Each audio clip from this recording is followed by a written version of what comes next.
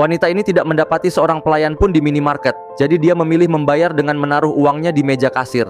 Namun saat akan keluar, tiba-tiba sebutir peluru menembus tangannya. Entah dari mana datangnya karena tidak ada siapapun di sana. Dia pun segera berlindung di balik sebuah rak. Tak lama tembakan kedua hampir menyasar kepalanya. Dia melihat lubang peluru di kaca yang menunjukkan si penembak berasal dari luar, sehingga wanita itu berpindah ke sisi lain. Kemudian dia merobek pakaiannya untuk membalut lukanya. Dalam kepanikan itu dia berteriak memanggil pacarnya yang berada di dalam mobil. Namun pacarnya sedang menikmati musik sangat keras sehingga tidak bisa mendengarnya. Kemudian dia melihat ponselnya tergeletak di lantai dan perlahan merangkak untuk mengambil ponsel tersebut agar bisa menelpon polisi. Ketika dia hampir meraih ponsel itu, tiba-tiba ponsel tersebut hancur berkeping-keping yang rupanya penembak misterius itu mengamati setiap gerakannya. Tak lama dia mendengar suara pria dan ketika memperhatikan sekeliling, suara itu berasal dari sebuah walkie-talkie yang memanggil staf minimarket. Sekarang dia memiliki harapan untuk memintanya bantuan. Namun walkie-talkie itu dalam jangkauan tembak dan dia mengambil bungkusan makanan ringan. Kemudian dia melemparkannya ke atas untuk mengalihkan perhatian. Di lemparan yang kedua, dia segera mengambil walkie-talkie tersebut dan memberitahu orang itu bahwa kasir minimarket sudah dibunuh. Dalam situasi itu, pacar wanita itu turun karena lama menunggu. Namun baru saja masuk sebutir peluru menembus lehernya yang membuatnya terkapar.